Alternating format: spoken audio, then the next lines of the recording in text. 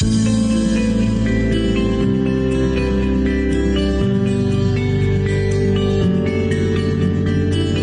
to the Cincinnati USA Regional Chamber's Racial Equity Series. I'm Jill Meyer, the President and CEO, and I thank you for joining us. The Chamber has long prioritized inclusion in everything that we do, and we need to do more.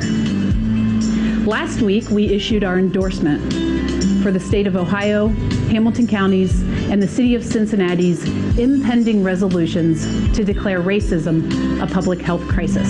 Along with our endorsement, we are pushing for and committed to helping to bring about the actions needed throughout our community to address the inequities, both creating and resulting from this harsh reality.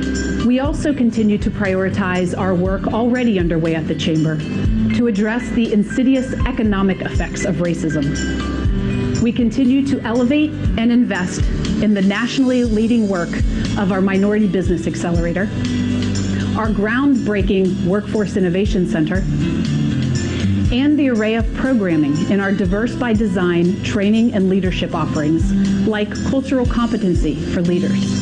We're also adding new learning opportunities, like this Racial Equity Series, which is an extension of our Diverse by Design and Leadership Now virtual platform.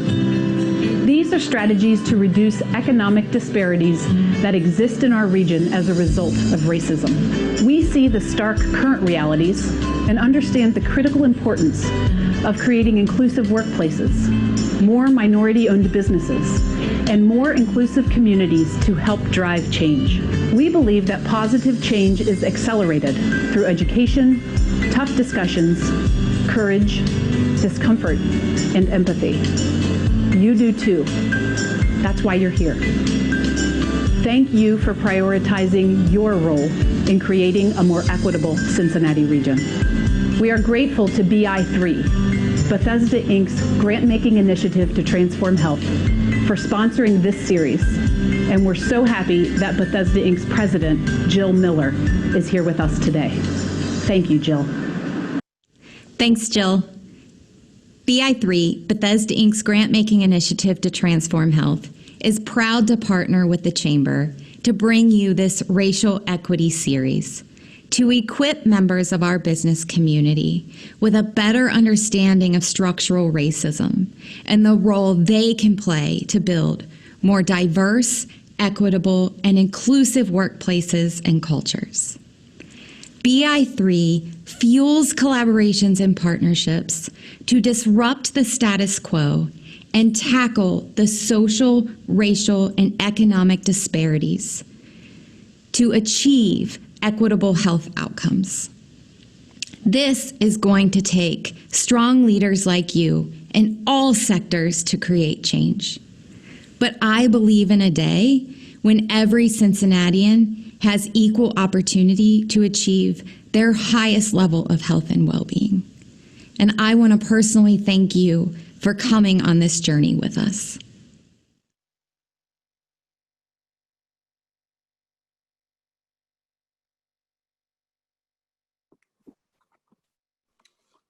Hello, everyone, and thank you for joining us today. My name is Darrin Redus. I'm the Executive Director of the Minority Business Accelerator here at the Cincinnati USA Regional Chamber and your moderator for today's session. I'm eager to dive into our discussion today as I've dedicated my career to advancing leaders of color, and I'm hopeful that today's conversation will provide you with insights and tools to help you build a more inclusive set of relationships that matter. We are joined today by panelists Regina Carswell-Russo and Michael Moore. Regina Carswell-Russo is a mother, communications expert, arts ambassador, recovering TV journalist, freedom fighter, and the CEO and founder of Right Now Communications, LLC. Regina has spent more than 30 years as a master storyteller for news outlets in the Midwest. And so thank you, Regina, for joining us today. Michael Moore is the founder of Black Achievers, a nonprofit organization with 4,000 plus members in the Cincinnati region and over 30,000 members nationwide. Michael's mission is to connect, educate, economically empower African-American communities. He is also the author of Achieve Your Dreams, the 9 Principles of African American Success. And so thank you, Michael, for joining us today. To our audience, we hope you will actively engage in today's conversation by posting your questions in the Q&A and posting comments for everyone in the chat. We will do our best to monitor these questions and answer them throughout the session. Please take a look at our slide. Today's conversation is fundamentally focused on relationships, which we will examine from the lens of marketing and communications, talent, vendor relationships, and succession planning, to name a few. As you take a look at this slide, perhaps take a picture and begin answering some of these questions for your own organization. We will cover many of these throughout our discussion this afternoon. So let's jump in. I'm going to start, Regina, with you. You have dedicated your life to communications. Marketing communication, of course, is critical as it helps people determine if they want to buy your product or service, they want to engage with you, etc. So my first question, Regina, would be, what insights would you share with the leaders on our call to be more intentional about their communication strategy? Well, first, thank you. This is exciting, and I hope that we can have real talk today with everyone. I invite everyone to, again, put things in the chat and just be really honest about it. Don't be delicate, don't be polished, but be real and authentic so we can get to the heart of the matter. I'm so happy to talk about this. Wherever I work with any of my clients or any of the other organizations I've worked with, one of the first things we always do when we talk about making sure that we are walking the walk with diversity, equity, inclusion is how are we showing up externally? This is like low-hanging fruit for me, right? And it's so interesting because a lot of times people just miss the easiest steps. When you say that, you know, you're for everyone, we're inviting, we want people to work with us that come from diverse backgrounds, we want people to support us, we want people to work with us. Do you show that on your website? Do you show that in any of the collateral that you are putting out? Do you speak that kind of language when you are out recruiting? How are you showing up? That's the easiest thing that I can see. And it's pretty simple. Think about, what do you want your workforce to look like? What do you want your supporters to look like and your clients to look like? And then show it. Show it in real, authentic ways. And sometimes that's training the people on the inside to look for people who may be a little different. And that's one of the first things that we do. We do a big audit of how we're showing up externally. Awesome. Thank you, Regina. I'm going to stay with you for one more question before I turn it over to Michael here. So leaders that want to be more inclusive in their engagements are often seeking the tools or guidance of how to engage people of color. Mm-hmm. Give us some examples of perhaps what they should be thinking about on the how to. That's an interesting question. Well, let me change that. Maybe not so much interesting as common question. That's the first question that most people lean into. How do I do it, right? How do I bring people on that don't look like me? And what we talked about yesterday is that African Americans are not these mythical creatures that live in a parallel universe alongside the rest of everyone else. You know people who look different from you, who speak a different language, have a different religion, have a different race, have a different culture. You see and you know them. And we speak the same language. There are universal truths that we all embrace. And how you connect with people that look like you, maybe go to the same church as you, is how you can connect with someone else. When I was in broadcast news, it was my job to take a subject every day, and I had limited amount of time to dissect that subject, to find the biggest, greatest hits of the sound bites, put it together, write it, and then communicate it, translate it back to an audience. I didn't know who was watching me. I didn't know if that person was from Indian Hill or Bond Hill. I didn't know if that person was 80 years old or 5 years old, but I knew that whatever I said had to connect across generation, across culture. So what do? You find the universal truths that connect with everyone, right? So if your business wants to be about diversity, well, what makes it attractive for diverse people to come work with you? Are you warm? Are you innovative? Do you support people in their ascension to leadership? What are those universal truths in your product? Are you consistent? Are you responsive? Are you about excellence? Speaking this kind of language and integrating this kind of language is very important. And the other thing is, and I'm just going to be very blunt, and I'm sorry if it's too direct, but don't be lazy. Don't be lazy. Right? What do we tell our children? Go and talk to someone on the table next to you. Go across the hall. Be assertive. Embrace. Be bold. Have empathy. You can do that in your organizations as well. Reach out across, I hate to say the aisle, but reach out across for people who don't maybe go to the same store as you, listen to the same music, or have the same interests. Don't be lazy. Be bold. Be bold, because in bold comes innovation. And with innovation comes disruption. And with disruption comes new ways of doing things better and stronger. So that's what I would suggest. And then also ask for help. Awesome. Thank you, Regina. And I love the reiteration of just being blunt and having real talk. We're not going to, of course, solve for some of these sensitivities if we don't have the environment we can just speak freely about our challenges. So thank you for reiterating that. These are helpful insights to help us think about developing intentional relationships as well. An example of an intentional relationship could be an organization like Black Achievers. So Mike, I'll turn it over to you. Please take a moment to provide an overview for our listeners of Black Achievers. Actually, I think you're still muted, my friend. I have to unmute. Okay. There we go. All right. Thanks for having me today, Darrin. So my name is Michael Moore, and I'm the founder and president of Black Achievers. As you stated earlier, Black Achievers is a nonprofit organization that I started in 2018. We have over 4,000 members in Cincinnati and over 30,000 nationwide. So we're fast becoming one of the largest African-American professional organizations in the state of Ohio. So we're extremely proud of that. And one of the first things that I get asked is like, what is a Black Achiever? And Black Achiever, basically by definition, and what I put in my book, is an African-American person who wants to achieve the American dream, right? So we want America to be a fair place for everyone, free of racism and sexism and all the other isms that are out here, and really create a community where we can all prosper. And we want our allies in the white community to work together with us to make Cincinnati a great place for everyone to live. And that's really the overall goal of what we're trying to accomplish.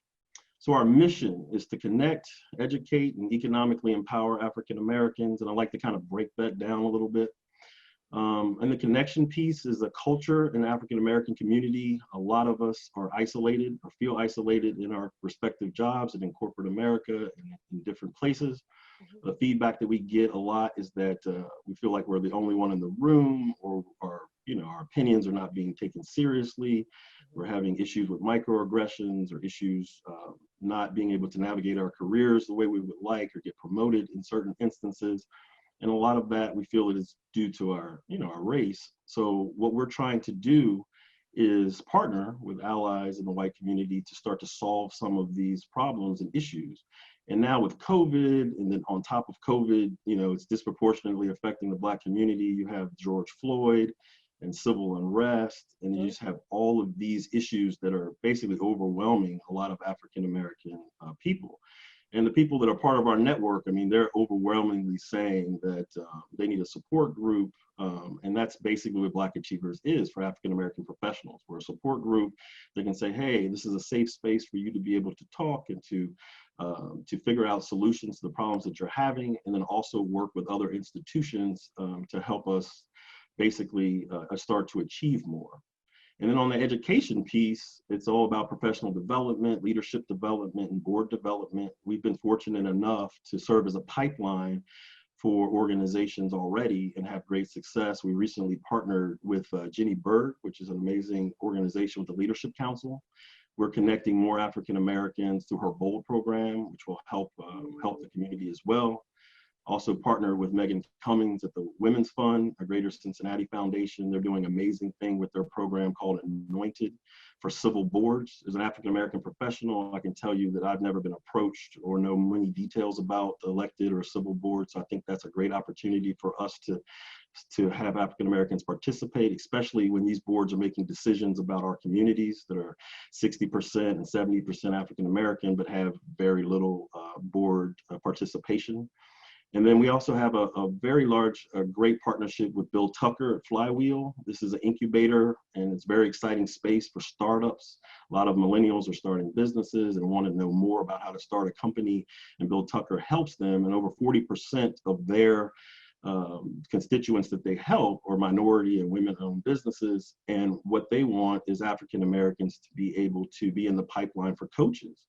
So we were able to give him basically 7 to 10 new coaches that are African American in just 1 month, individuals who have experience at all the major companies in the city, and now they'll be able to mentor and help African American and other minorities who are starting businesses. So that's an exciting partnership as well. And we're also acting as a conduit or a partnership for many businesses and setting up those relationships as well.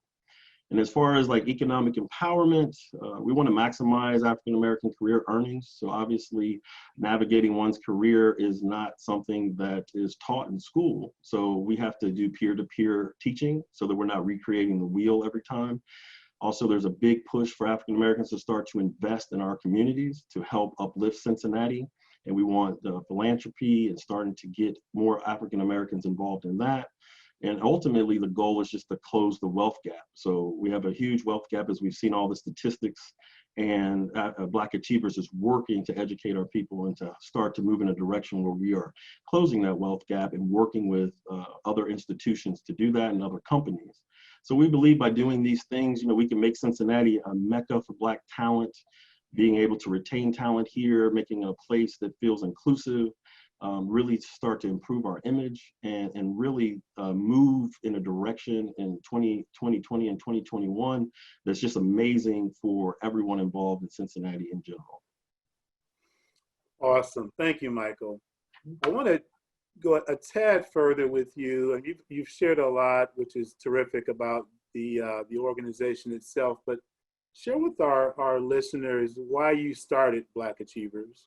And what ultimately are you striving for the Cincinnati region? Yeah, so what we're really striving for is to, like I said, make this like a mecca and really a place that is able to attract and retain Black talent. So in the attraction side, there's a survey, I think in 2016 from LinkedIn, it showed that 85% of all jobs are filled through networks or personal networking. And only 15% are through recruiters like, and Indeed and things like that. And we have a disproportionate amount of African Americans who are in that 15% bucket. And really what we need to do is start creating relationships with companies so that they can be in the 85% bucket where these jobs aren't even posted, so that we can start to have relationships that lead to better employment for African Americans and basically better talent at these companies so that they can have diverse boards and diverse teams and really start to compete on a global scale. So that's one of our big goals. And we want to help try to solve that relationship problem by partnering with companies. That's our ultimate goal, so that we can start to create these relationships between whites, Blacks, different ethnic groups, so that we can have relationships outside of work. Because if you don't have relationships outside of work, then you have no pool to really pull from. And I think there's like a top 3 things I put together for companies can do to drive diversity and relationships outside of work. And one is to partner with a Black organization like Black Achievers or the Urban League or NAACP or National Black MBA or even local churches. Because if you don't have a partnership with an African American organization, then it's very difficult for you to create these relationships that lead to employment or board appointments or things of that nature.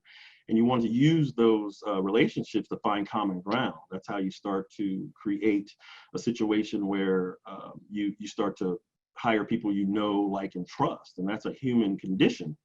And we want people to find common ground. Cincinnati has a rich sports tradition. Obviously in 2020, that's not happening as much, but in 2021, if your organization is sponsoring a golf outing, partner with an organization like ours that have our leadership team and our African-American professionals in your industry show up so that we could interact and start to create those relationships, or if they're sponsoring a Reds game or a football game, the Bengals game. These are social interactions that you need to invite African Americans to.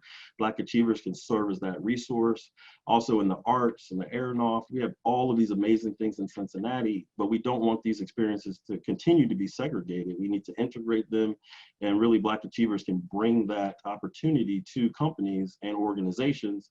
And then lastly is be consistent. You know, this is not something we can solve in one day or one event. You have to do it on a monthly and continuous basis to start to create these relationships so that later on, African Americans are considered for these jobs in that 85% relationship-based situation. So those are the types of things that we're working on. And it's also as far as retaining talent.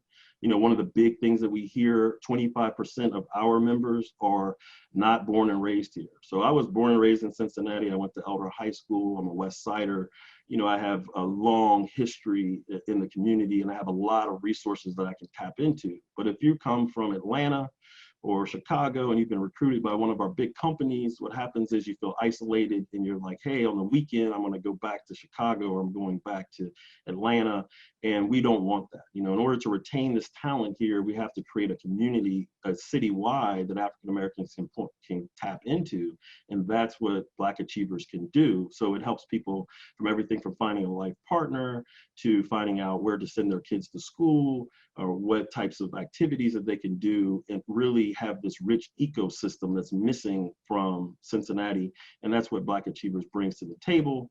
And I think that's a positive thing for the community abroad. Awesome. Thank you, Michael. And I'd like to also just sort of add to this. So the Minority Business Accelerator is super excited as well about partnering with Black Achievers. And so as Michael mentioned, the focus on talent certainly extends into the entrepreneurial space. For those that are perhaps not familiar with the Minority Business Accelerator, this was in fact birthed out of Cincinnati's own civil unrest, very importantly, originally founded in 2003, with a particular focus on creating larger scale African-American businesses. The Hispanic population was added to that a few years later. More specifically, the kinds of businesses that can create wealth for people of color and their employees, and more specifically, businesses that could do business with our supply chain, our large and major corporations and mid-cap companies in our community. And so it is interesting that we are at a place in time where now we have, of course, the national unrest that is taking place, and our Minority Business Accelerator model has been recognized as a potential model for other communities across the country.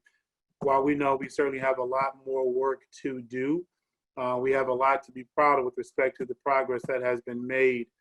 One of the things that we are striving to do, we have a four-pronged approach, if you will, to continue to take our work to the next level in the spirit of grow, build, attract, and create. Our grow bucket fundamentally is growing our current companies of size to their next level. Many may not realize that, so the minimum to be part of the Minority Business Accelerator is a minimum annual sales of 1 million in annual revenue. But the average is actually closer to $25 million today, and it is a robust group of businesses. And so our grow bucket is about, if you're already doing 10 million or so, how do we get you from 10 to 20 or 25 to 50? There are lots of tactics under there. But beyond the grow bucket, we have a build bucket, and build is about building a pipeline.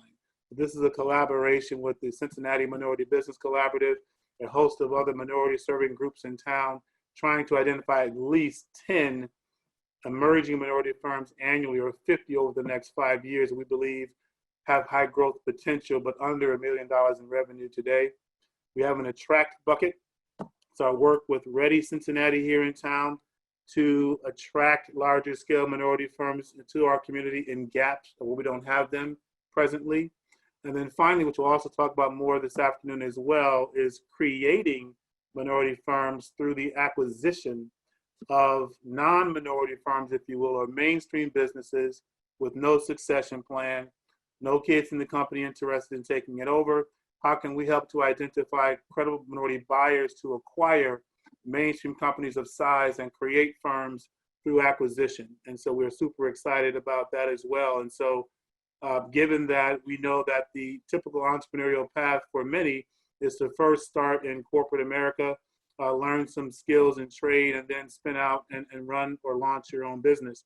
And so our collaboration with Black Achievers is one where even just if 1% of their 4,000 plus members takes that path, that's at least 40 new entrepreneurs that we are excited about working with. So we are thrilled about our collaboration with Black Achievers.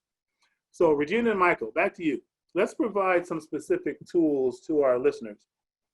We've shared a bit about, of course, Black Achievers, and I mentioned a little bit about the Accelerator, but give some additional organizations for our listeners that folks can connect to or should consider to broaden and deepen their partnerships in the community. Whoever wants to go first, let's start with you, Michael. Actually, let's go to Regina. Well, you know, it's about it's intention, right? And so one of the things sometimes when I'm called in for companies and organizations to help with to expand the communication to the broader audience, it's you know, how do we get into the African American community? How do we talk to the African American community? And how do we do it in a way where it doesn't feel like we're asking for something and that it is not authentic? And you are right. People should be concerned about that because we see it. We know it. We know when it's coming. We know when February is rolling around, right? And so we're going to start getting some calls. And so what you need to do is ongoing, building it into your everyday structure and process. How are you extending invitations to have conversations? How are you extending invitations to participate, mentor, be a part of the organization in whatever way that you have? How are you doing that 24/7, every day, every month, and not just showing up when it's time to check a box, when it's time to start thinking about, oh, we need to diversify. Those relationships take time, just like all relationships. I'm going to give you an example. When I worked in the arts organizations, it's easy for them to come to the African American community if they had an exhibition or some type of art that was coming in that was by an African American artist. But African Americans love all kinds of art. Certainly we love the art that we are represented in, but there's universal truth in art. And so don't come to us when it's kind of expected. Extend a natural, intentional conversation all along. I'm going to give you a quick example of intention. And it's not with an African American, but it shows you how companies can use things, innovation, to do this type of work and stretch themselves to build relationships. There's a gentleman who came to the Art Museum, Cincinnati Contemporary Art Center one time. He has cerebral palsy. He was with Starfire Council. He was in a wheelchair, could barely speak, and he wanted to work at the Contemporary Art Center. Wanted to work there so bad to do anything, right? And so, you know, every department was like, well, we can't take him. We can't take him. We can't take him. Who's going to take him? Well, we can't kind of say no. And so they came to the communications department, right? Logical space to have someone who's in a wheelchair and can't speak. And so it landed in my lap. Regina, what are you going to do? Can you take this gentleman who wants to work in the Contemporary Art Center? So I huddled with my team and I said, he has a desire to work in this department. We have an obligation to explore that because he represents a population that should feel warm and welcome here. How are we going to do it? And so we sat and we thought about it. And the number one thing that we said, we cannot make it seem like we're pandering and we're standing him up as someone who is other, or as I put in my chat, an aside. How do we integrate this beautiful human soul into the fabric of our institution in an intentional way? So we put a GoPro on his wheelchair and we said we would have him tour the exhibitions, kind of fit his iPad in a way where we can transcribe information and record it in this recorded voice of him telling the public about his view of these exhibitions. And we would say it, Doug takes you there, right? And then we would put it on our landing page of the website and he will be our ambassador. That will be the first person that people see that will be introducing them to the exhibitions, but it will be in his voice, right? We did it, and it was a hit. And it was a hit because Doug represented the community. Anybody who had any type of difference was wrapped up in him. But we didn't make it an aside. We didn't make it something that was different. We made it intentional. How do you look at people and access the uniqueness and the universal truths at the same time in your community and bring them into your fold? You have to reach out and meet them where they are and be intentional every step of the way. And that goes with every department. Every department needs to be thinking about this. And these are hard conversations. Someone said in the chat earlier, how do you have these real conversations without offending people and microaggressions? You're going to have to be disruptive because they're going to be hard and people are going to be offended. But you have to give your team permission to be vulnerable and be bold and take the next step. Every department has to commit to diversity. Every department has to commit to innovative ways and real ways to reach out to diverse communities and find ways to bring them into the fold. And then it becomes a cultural thing. Awesome. Thank you, Regina. Michael, anything to add to that from the standpoint of either building other relationships, other organizations, other tips or tactics? Yeah, I think reaching out to organizations that are doing amazing work. I know the Urban League under Eddie Cohen is doing phenomenal work centered around COVID-19 and just really making an impact in the community. So supporting organizations like that. Also, the Black church is not talked about as much as it used to be, but is a huge impact in our community.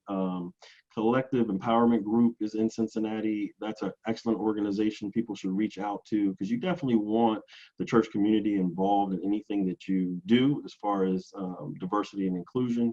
And then organizations, professional organizations like Black Achievers who are attracting a wide variety of African-American professionals that allows us to really zero in on particular verticals that you might be interested in, right? So if you just want IT professionals, we have several hundred of those. Or if you need African Americans that are in the healthcare industry, we have hundreds. So those types of things where you have a broad scope, and then also organizations like National Black MBA and those types of organizations definitely connect. If you don't have partnerships with Black organizations, then you do not have a true pipeline of African American talent. I mean, that's the bottom line. So if you can look at your organization and say, hey, are we sponsoring events? Are we doing co-located events at like you said, where they are? Or if we're not doing these things, then how can we expect to have diversity in our company? And that's the types of partnerships, and those are the types of organizations I would recommend people reach out to. Awesome. I'd like to add to that. Don't forget about Black press. Don't forget about the Cincinnati Herald. Don't forget about Radio One. Don't think about where the people that you seek to bring into your fold, where do they live, work, and play? Where do they pray? Where do they gather? Where do they hang out on the weekends? What do they do in their spare time? Go to where they are. And Black press is key. And again, not always going because we need something from you, but just go to have a conversation. It's easy to write an editorial and put it in the Cincinnati Herald to tell the community about what you're doing and what you would like to offer them or how they could fit into the culture of your business and what you're seeking. Having real, consistent, intentional conversations where people are builds trust. That's something that we haven't said yet. You have to build trust, and that is one step at a time. And thinking about the long game, it's a marathon to build trust, but the payoff is great.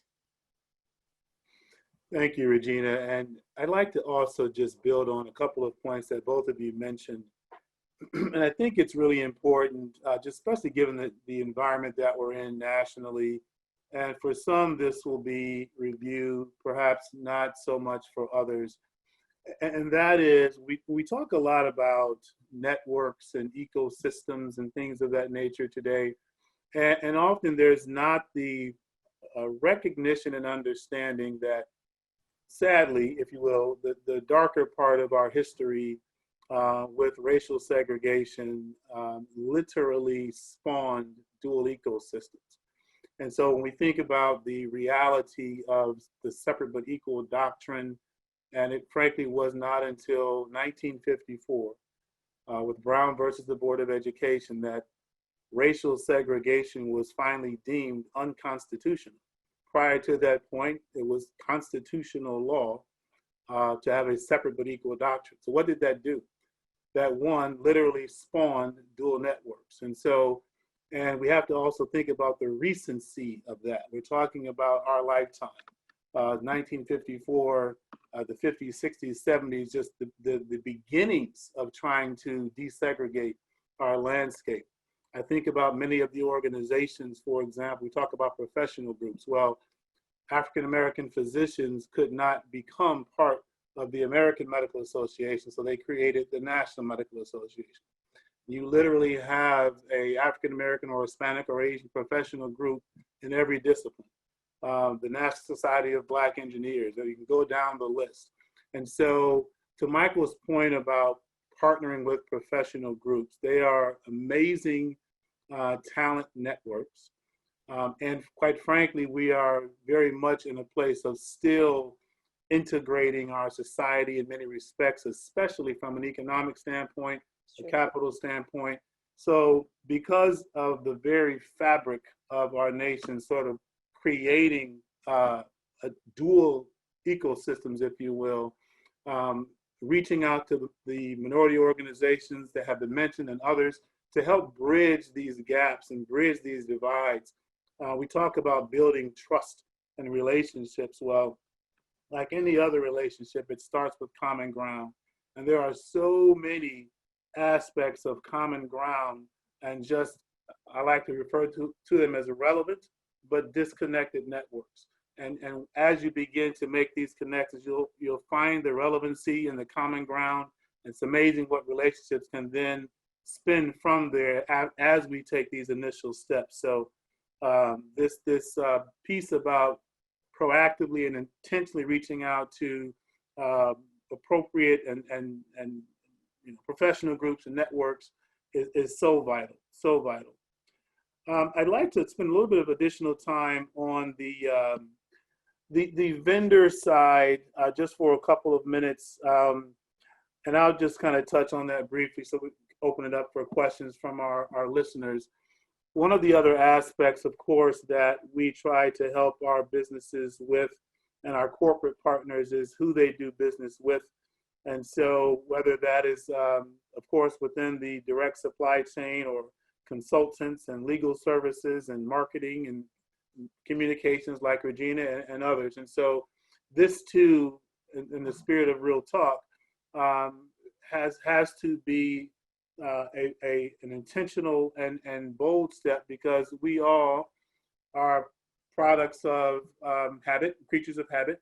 We do business with those that we know and trust, understandable.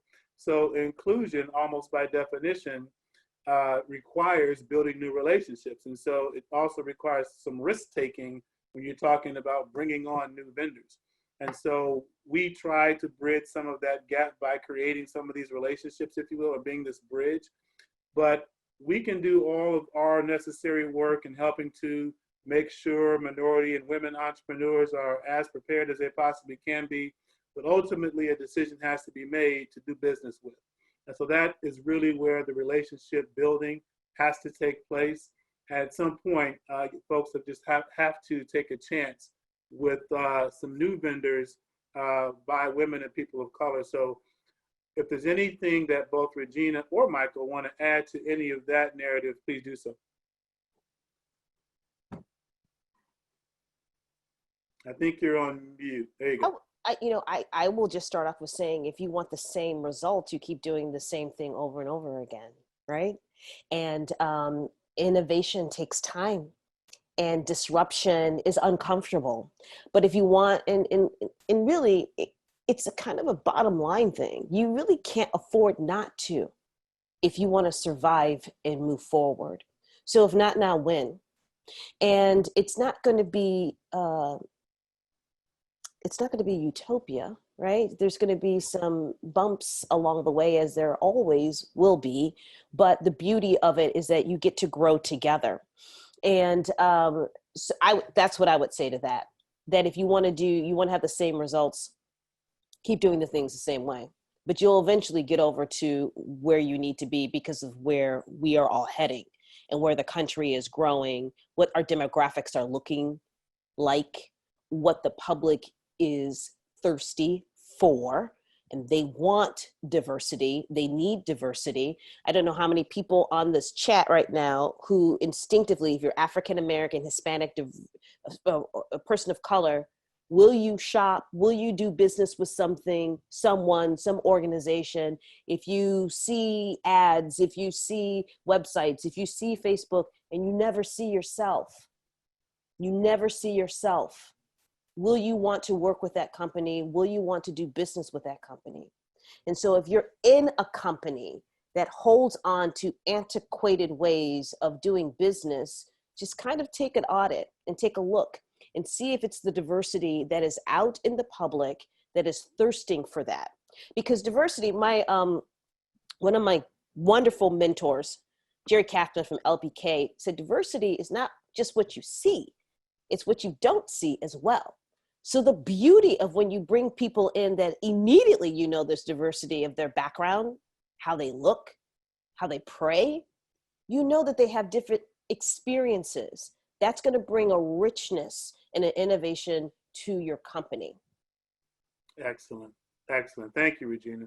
Anything to add to that, Michael, at all? I would just add, be tactical, be strategic. If you're using those types of metrics in your business to grow your business, we need the same thing and same effort in diversity and inclusion. Set targets and goals, figure out what relationships will get you there, what time aligns will get you there, and what getting there looks like, right? I mean, when we're partnered with Flywheel, it was very straightforward. He said, hey, we have one African-American coach and we would like to grow that. We grew it 7 times, right? There's up to 8 people now are coaching there. That's a tangible metric. Track these metrics so that we can all start to understand that we're making progress and have a benchmark and measure from that benchmark forward. We want to hear from companies that say, hey, we're doing well and this is what well looks like, so that other companies can say, oh, okay, I can go ahead and start to benchmark my company and do the same thing as far as diversity and inclusion.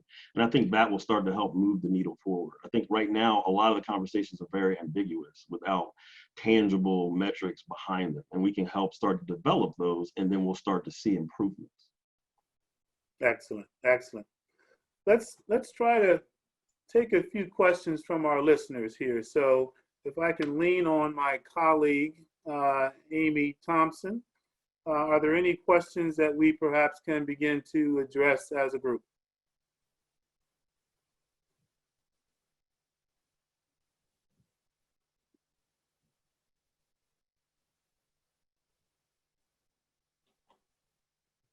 Thank you, Darrin. There's some great questions that have been coming in, really people asking for some examples.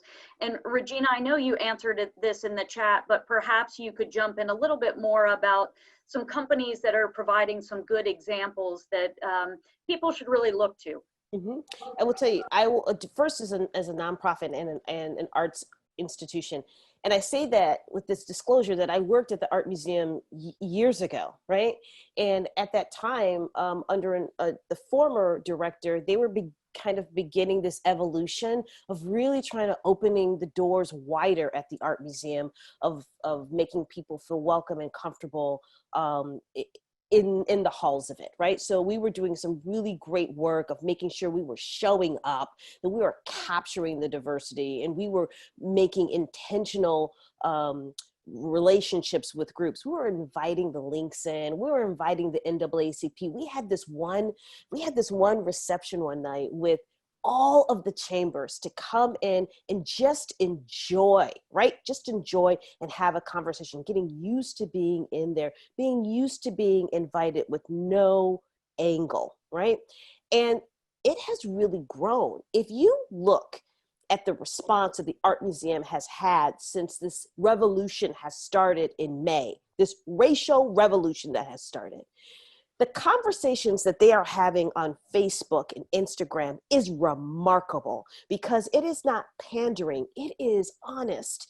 It is authentic. It is intentional. They are lifting up and elevating artists of color, real conversations. It's in their marketing. It's in their advertisement. It feels so real and welcome. It is layered.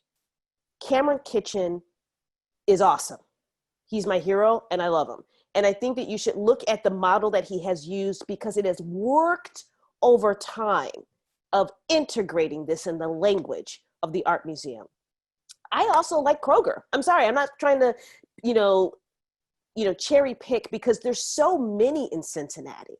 But I just, for a corporate, of course, P&G, we know that, they're key, right? But Kroger is amazing if you look at their social media.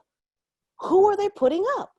Who is speaking on behalf of the organization? Who are the real people that they're showcasing, right? We all shop at Kroger, but there is a time when the places that we shopped and we worked at and we supported, they didn't show us that we were really wanted there. And now this real wonderful evolution has occurred.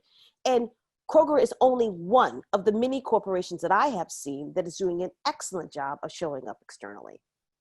Absolutely. We have a question that's just come in actually for both panelists. It says, doing the same thing gives the same result is a great quote. What would you say you are doing different that will bring better results? And either of you can respond to that. Yeah, I can go. So I think what's different about what we're doing that has not been done is relationship building. Like I said, that's key. You can't really, and we've talked about it, you do business with people you know, like, and trust. You take that for granted in your personal network, but you have to be intentional in order to include African Americans and people of color. Mm-hmm. And you need some way to be actionable. And that's what a Black Achievers gives you. And that's what's different, is that you can come to an event, you can explain what your business or your company is doing or what you're looking for as far as diversity on your board, and interact with a vetted source of African American talent. And that does not exist in Cincinnati prior to Black Achievers, and really doesn't exist in any other city that I know of. We have to start building these types of collectives so that you have an area to go to that you can implement these ideas and strategies in a way that lead to change. So I think that's the big difference that we're bringing, at least on our side. I know, Regina, if you had some comments on that. Well, just a few. I think that what right now communications, what we do is that first of all, this is hard work. Let's just take a step back. This is hard work. And there's no robots on here. We all have emotions and we're all bringing our own stuff to the table, and nobody wants to feel badly. Nobody wants to be shamed, and no one wants to feel guilty. And that is part of some of this stuff that keeps people stuck in doing the same things over and over again because it's safe. What we do is that we give you permission to be vulnerable. Right? You don't know everything. You're not supposed to know. We give you permission to be vulnerable and step boldly into doing things differently. We create pathways so that you can have productive conversations with diverse audiences. We help you with language, visual, nonverbal, to help you ease those difficult, courageous conversations. And we show you how and where to do that. So we are like your translator. And we make it a little bit easier. You're going to take your medicine, right? But it's not going to feel so bad.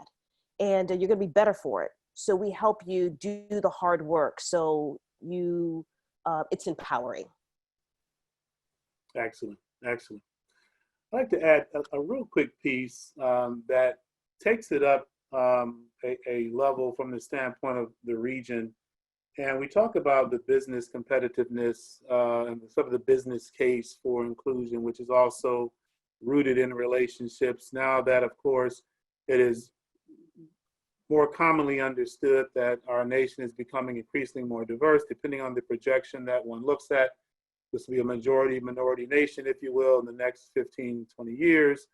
And so what that means from a business standpoint, of course, is that your customer is changing. How you relate to that customer needs to change along with it. And so the images, the partnering, all the things that we're talking about are very relevant.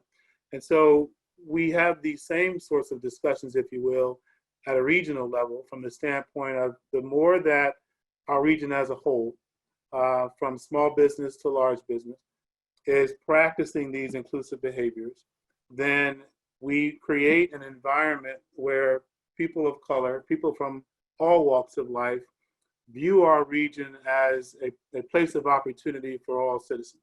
You hear a lot about the war on talent across the country. And so, of course, in an increasingly diverse nation, people will be drawn to communities where they believe there's opportunity for all people.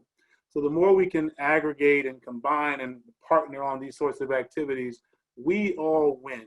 We all win because we will be driving more talent to the region, more business to be done in the region.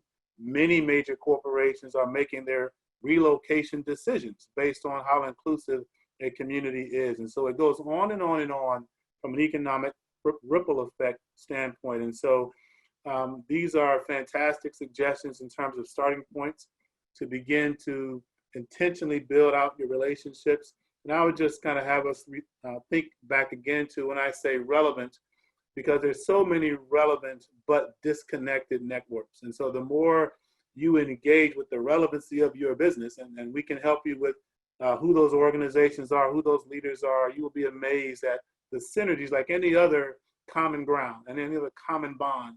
When you bring relevant folks together, magic can happen. And so we're super excited about the opportunity that's presented to us here. As we close out today, I want to encourage everyone to go back to the list that we started the session with. And so, making a commitment to act on some of these thoughts and ideas and some of what you've heard today.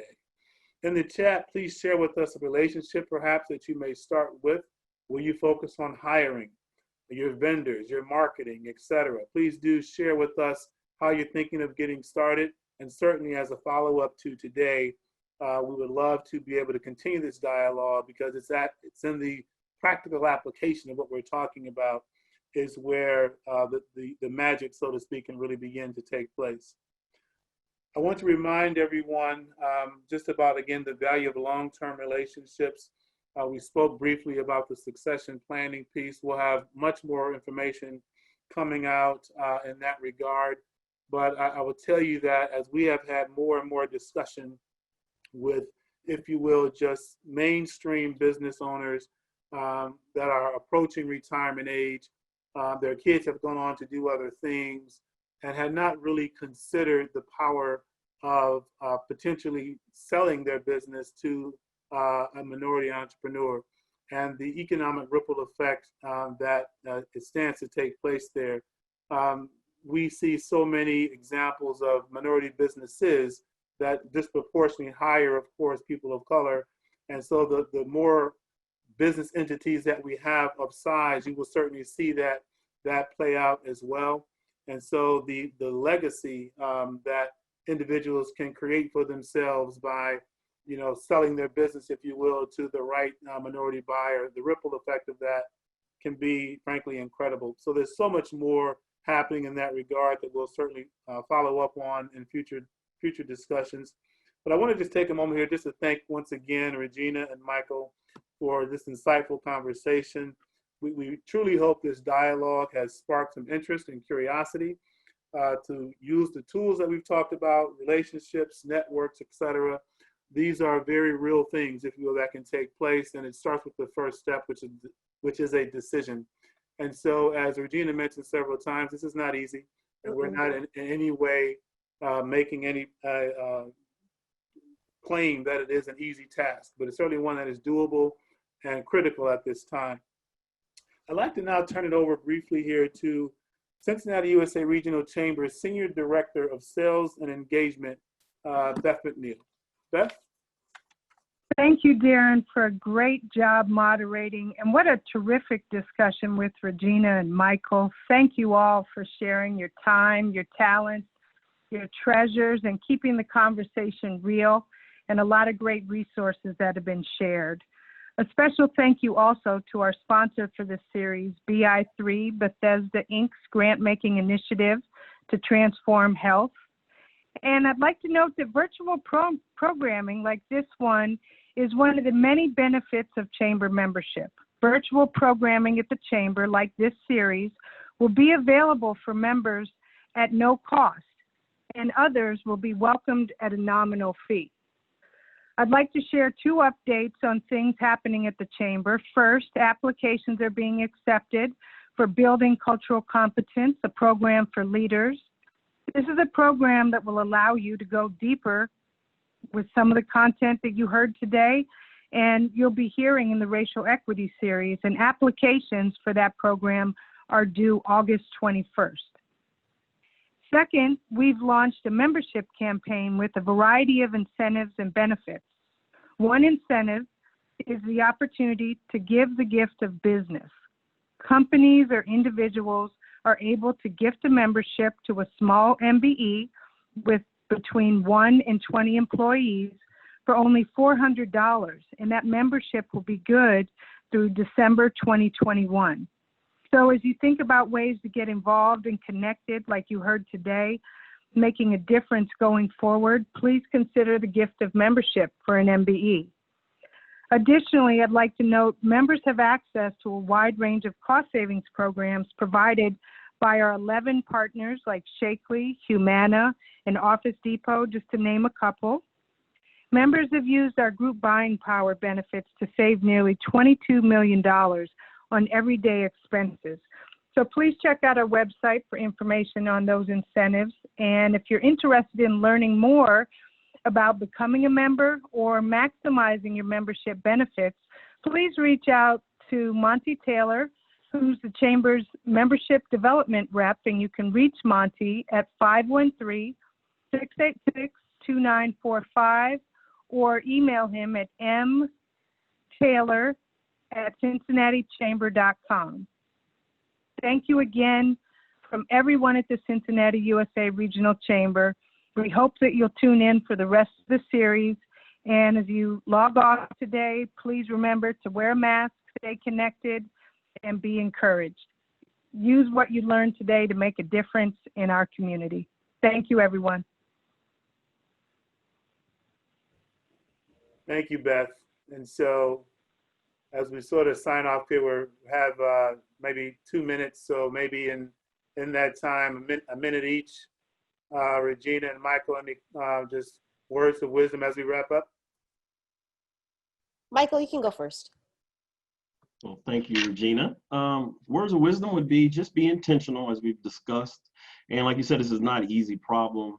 It will require a lot of effort from everyone on everyone's side, but know that people are willing and able to connect and want to connect and solve these problems and make Cincinnati a great place. I would say don't be afraid to make any missteps, because you have to make some missteps to know what's going to work for your organization. Reach out to people that you know that are in diverse communities and have real conversations with them on what you can do to strengthen your DEI strategies within your own company. And above all, lean in with those universal truths. That's going to get you there faster. Awesome. Thank you both once more just for a terrific conversation. Thank you, Beth.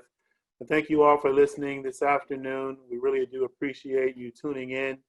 And on we go. Have a great afternoon. Thank you. Take care.